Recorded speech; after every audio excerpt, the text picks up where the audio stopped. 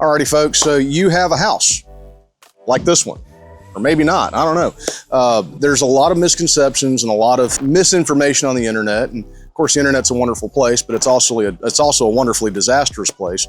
And there's a lot of people that think that they have a pier and beam home and don't actually have a pier and beam home, or foundation, that is. So, you know, above the foundation, it's all pretty much one and the same, but we're focusing, obviously we're a foundation repair company, that's what we do.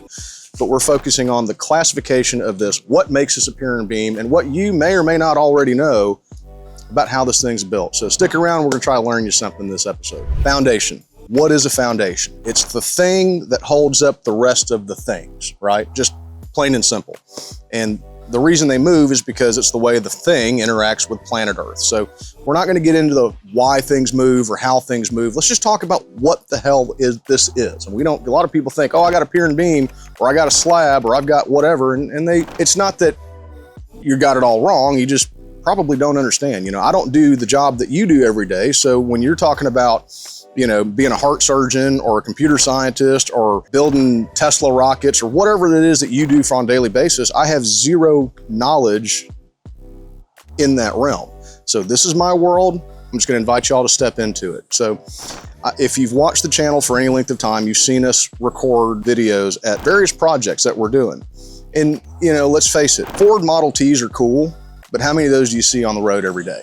Probably not very many. You might see one in a museum, or if you're lucky enough, catch one at a Fuddruckers on a Sunday morning at a car show. Ford Model Ts revolutionized the automobile industry, right? Or Model A's or whatever. Some car guy is going to get in the comments and correct me and tell me it was actually some guy from France or whatever. We build cars differently now because technology's evolved and our understanding of how that car interacts with the planet Earth and physics and other cars around it has evolved as well. So the cars evolved. The houses are no different. So pier and beam construction is an older way of doing things. Now, for you people that live in Bel Air and you have the brand new pier and beam house that was built 3 years ago, I'm not talking about y'all. There's a different reason they do that. And we'll get into that later in the video.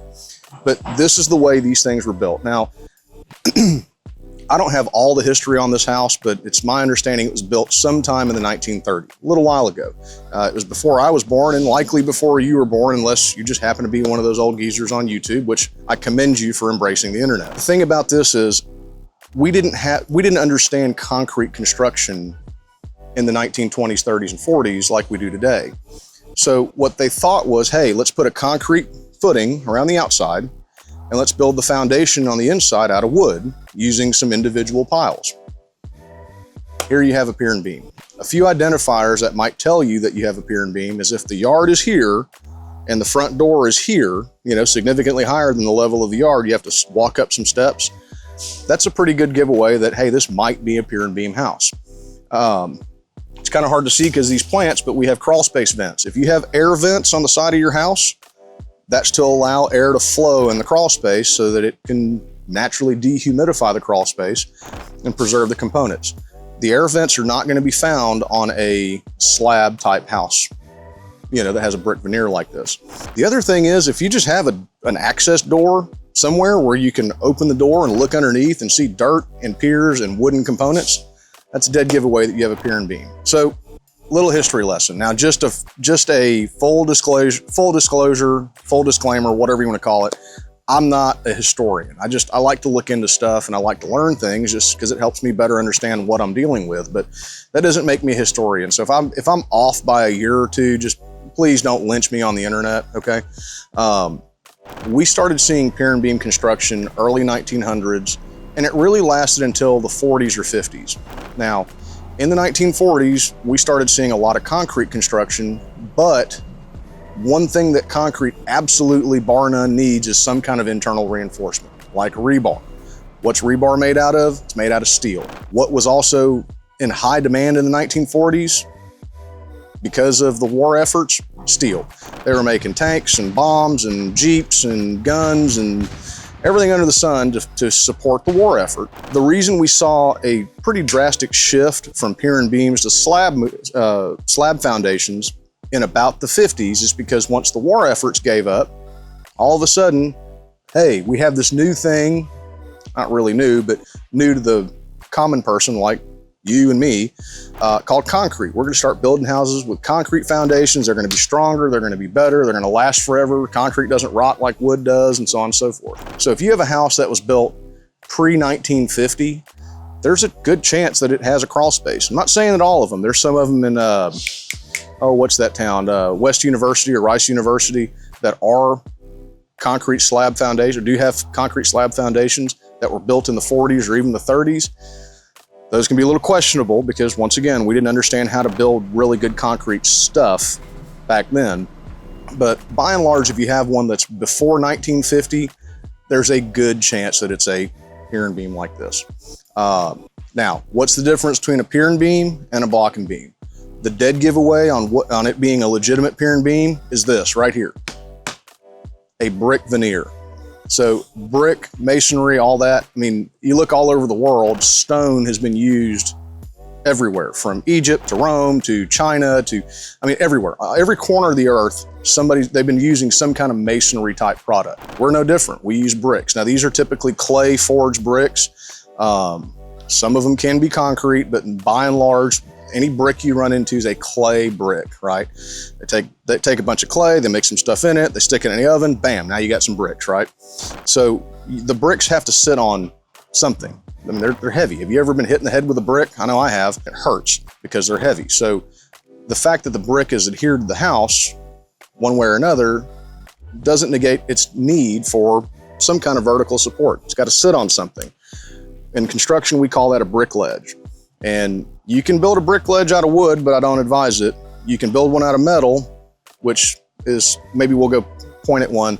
The lintels over window casings and things are usually a metal angle iron, but the bricks are going to by and large sit on the concrete foundation. So when you have air vents, when you have crawl space underneath, and you have a brick veneer, chances are it's a pier and beam. Now, I'm not talking about grandma's house that was a block and base type house where, you basically have a house that sits on block piers, and somebody 30 years ago thought it'd be a really nice idea to add bricks to it. That's not what I'm talking about. I'm talking about these that were originally constructed this way. I've kind of done some beforehand where we talked about goofy things that have happened on job sites, or not on job sites, but interesting construction that has taken place. And Eric's nodding and smiling because we've had that conversation a bunch. But when we slapstick stuff together and expect it to last a lifetime, it just doesn't do it. So maybe we'll do another episode, part 2 of stuff not to build on your house, right? And that's one of them, unless it's done properly.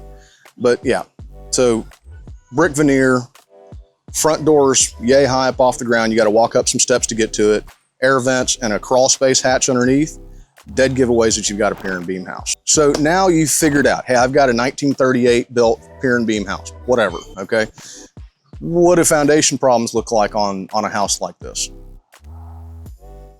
I hate to tell you, it's gonna look like foundation problems on every other house. You're gonna have cracks in the brick, cracks in drywall, doors that stick, doors that hang up. I think we're gonna run inside here in a minute and show you what some of this looks like.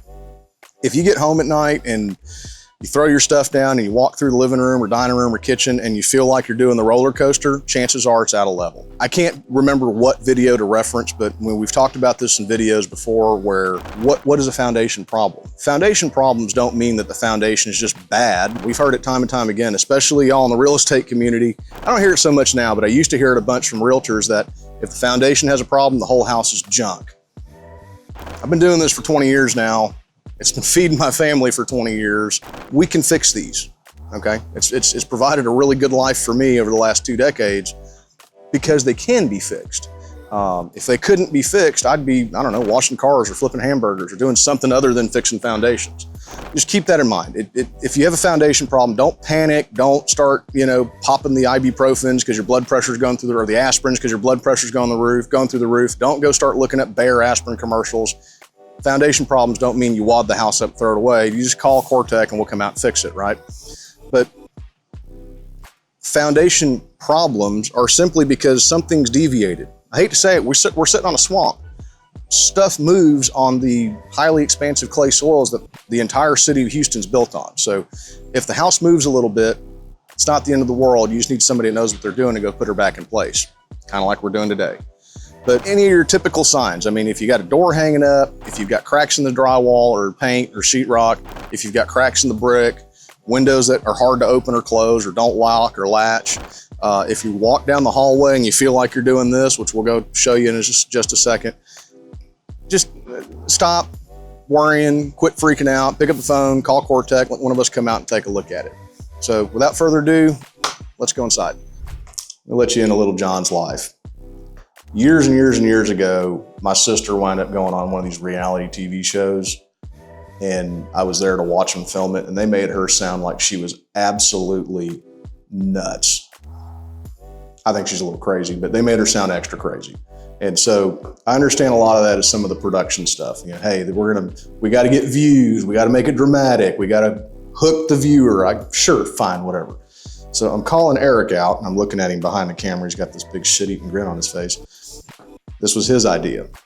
So PSA to the internet, I don't want you doing this. I had a salesman years and years ago. He would carry marbles in his pocket and he would toss them on the floor, which we're going to do that with this here in a minute. And that's how he would convince people that their houses were unlevel. It's a visual representation. Well, that's great until I would go do the job. And then there's some old grumpy guy in a tracksuit with an A&M class ring on, and he's walking around throwing marbles on the floor going, my house isn't level. Yeah, no kidding. There's one piece of tile that's like that. I can't fix that. That's not a foundation problem. Nothing that has ever been man-made is perfect. Everything's a little off. So don't run around with marbles checking your houses. This is for demonstration, visual representation purposes only. Now, I don't know what Eric's doing riding around with a tennis ball in his car, but he brought me one. One thing I will say, another dead giveaway that you've got a Pier and Beam is, hear that nice hollow sound? It sounds like it's a drum. That's because there's nothing on this, there's air underneath this floor. So when you hit the floor and it sounds nice and hollow like that, there's a reason I don't play baseball for a living. Chances are there's a crawl space underneath it. Now, there's a tar and screed wood floor that are in slab houses, typically seen in the 1950s, where they built a false kind of subfloor over the concrete slab. I'm not talking about those, but this makes a distinct, very hollow sound when you do something like take a tennis ball and throw it against the floor. The other thing, and this is what Eric wanted me to do, let's go take a look at this. This house is pretty aggressively out of level, hence our involvement getting it fixed. Let me show you this. I don't know how well it's gonna translate on camera, but there's a major crown in the floor. This floor is quite literally, you know, it's got a big wave to it. And the whole reason for the ball is to show you the fact that it slopes. So if I take the ball, kind of run it uphill like that, you know, I might be a Star Wars fan, but I am not force capable, you know. It just rolls back to this lower spot, right? So there's a massive, massive, massive, massive crown right here. It's just because things have settled. Things are unlevel. The house is quite literally dropped. So we're here straightening it back out. So if you've got a Pier and Beam house and you can take a tennis ball and play fetch with yourself with it, maybe it's time to have CoreTech come out and take a look.